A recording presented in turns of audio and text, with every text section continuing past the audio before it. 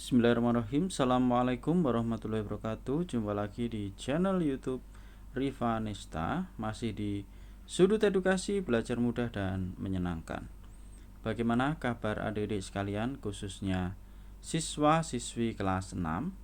Semoga hari ini kita semua dalam keadaan sehat, karena dengan kondisi yang sehat pastinya kita bisa melakukan berbagai kegiatan yang kita inginkan.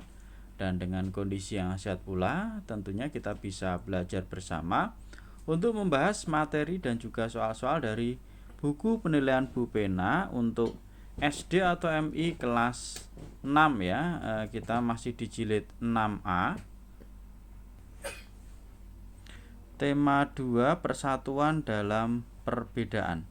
Dan pada kesempatan kali ini kita sudah di pendamping pembelajaran 2 ya, di tema 2 subtema 1 ya. Oke, langsung saja adik-adik sekalian ya.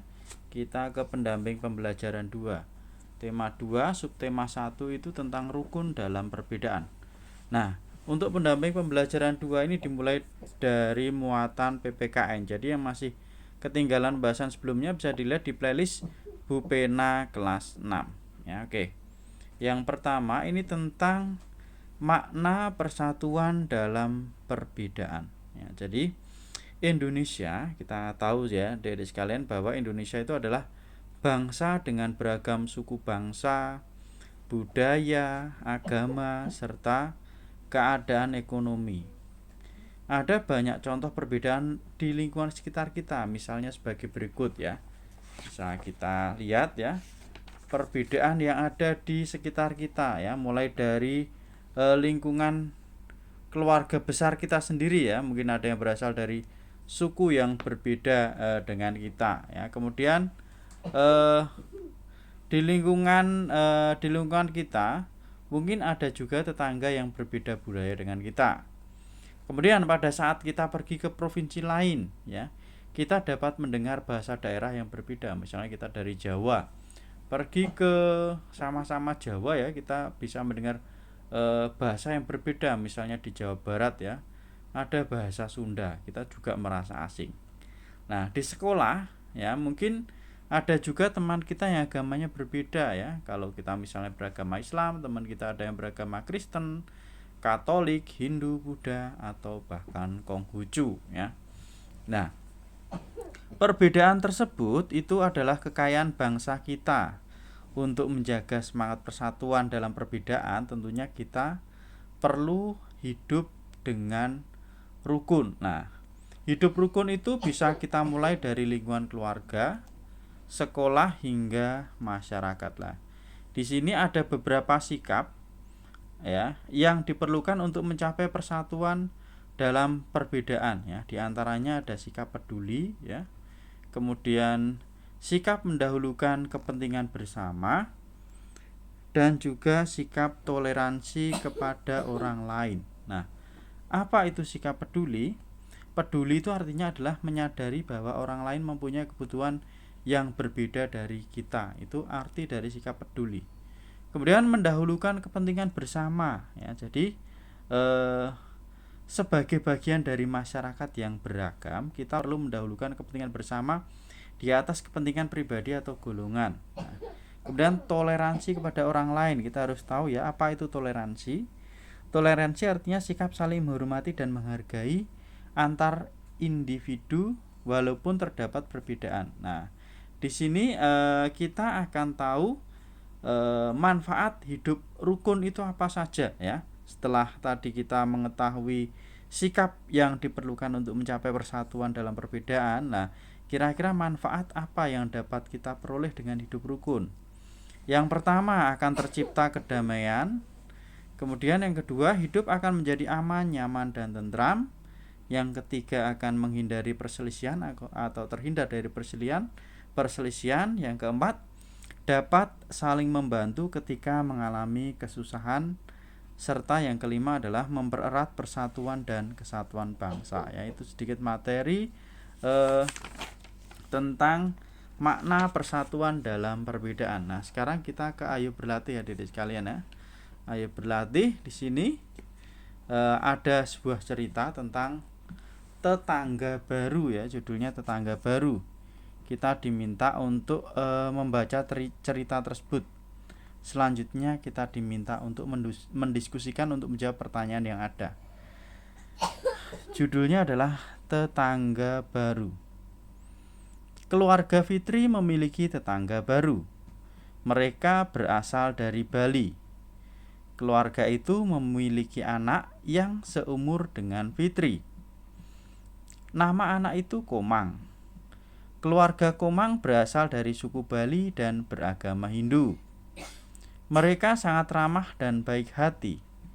Mereka memperkenalkan diri kepada para tetangga, termasuk kepada keluarga Fitri. Fitri dan Komang kini berteman baik. Mereka sering belajar dan bermain bersama. Keluarga mereka juga saling membantu tanpa membeda-bedakan. Meskipun mereka memiliki suku dan agama berbeda, mereka selalu rukun. Hidup rukun diperlukan untuk menjaga persatuan dalam perbedaan yang ada. Pertanyaan yang pertama, apakah tokoh-tokoh dalam cerita di atas telah menunjukkan sikap persatuan dalam perbedaan? Jelaskan. Tokoh-tokoh tersebut ya jelas sudah melakukan atau menunjukkan sikap persatuan dalam perbedaan ya. Jawabannya ya, kita lihat tadi ya. Jadi walaupun berbeda suku dan agama, namun mereka tetap mau saling berteman, yaitu kita lihat tadi Fitri dan Komang ya. Walaupun berbeda suku, berbeda agama, mereka tetap mau saling berteman. Itu adik-adik sekalian untuk yang A. Kemudian untuk yang B, apakah contoh perbedaan yang ada di cerita tersebut? Perbedaannya adalah perbedaan suku dan agama, yaitu yang satu dari Bali, yang satu dari Jawa ya. Fitri itu agamanya tentunya, yang satu agamanya tadi Hindu, yang satu agamanya Islam. Lanjut ke soal nomor 2. Apa saja sikap yang diperlukan untuk mencapai persatuan dalam perbedaan? Jawabannya itu saling menghargai, menghormati, dan hidup rukun. Untuk yang nomor 3, apa manfaat hidup rukun dalam kehidupan sehari-hari? Tadi di materi sudah dijelaskan juga adik-adik sekalian ya. Jadi manfaatnya, ini saya tulis beberapa, tidak semua. Kalau mau semuanya bisa dilihat di sebelumnya yang sudah saya bahas, atau bisa dilihat di buku ya. Jadi menciptakan kedamaian, hidup menjadi aman, nyaman, dan tentram. Yang ketiga, menghindari perselisihan. Yang keempat, mempererat persatuan dan kesatuan.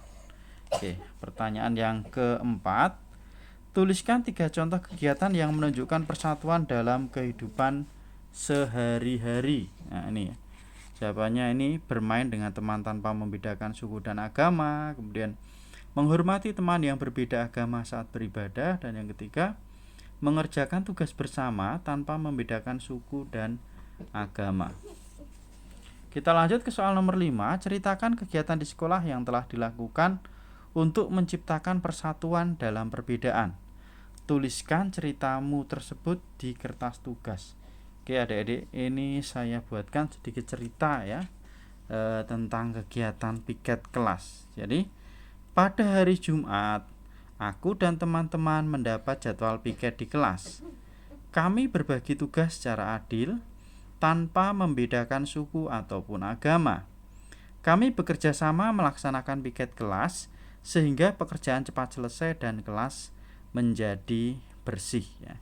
Itu adik-adik sekalian ya, itu adalah contoh cerita tentang menciptakan persatuan dalam perbedaan. Mungkin adik-adik bisa menggunakan cerita yang lain ya, entah itu misalnya mengerjakan tugas kelompok atau yang lainnya. Selanjutnya kita ke muatan SBDB ya. Di sini ada materi tentang pola lantai dalam gerak tari ya. Jadi gerak tari itu merupakan salah satu unsur pada tari ya. Gerakan itu salah satu unsur pada tari. Gerak tari ada berbagai macam, yaitu di sini ya ada yang pertama, gerak tari klasik, merupakan gerak tari yang menirukan kegiatan manusia. Selain itu, gerak tari klasik juga dapat menirukan gerakan hewan tertentu ya. Jadi tidak cuma kegiatan manusia, bisa juga menirukan gerak hewan tertentu ya. Contohnya ada tari topeng, tari golek, dan tari bedaya. Kemudian gerak tari kerakyatan merupakan gerakan yang meniru kegiatan dan emosi manusia atau perangi hewan. Contohnya gerak tari Reok Ponorogo dan tari ketuk tilu. Kemudian yang ketiga ada gerak tari kreasi baru.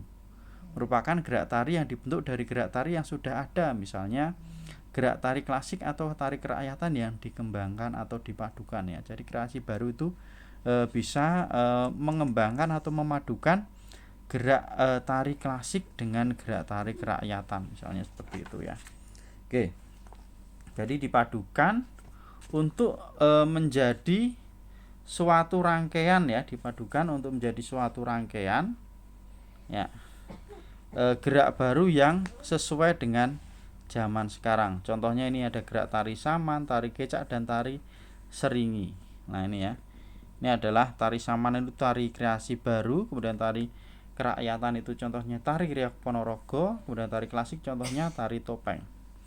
Nah setelah gerak tari kemudian yang kedua ada pola lantai ya. Pola lantai itu adalah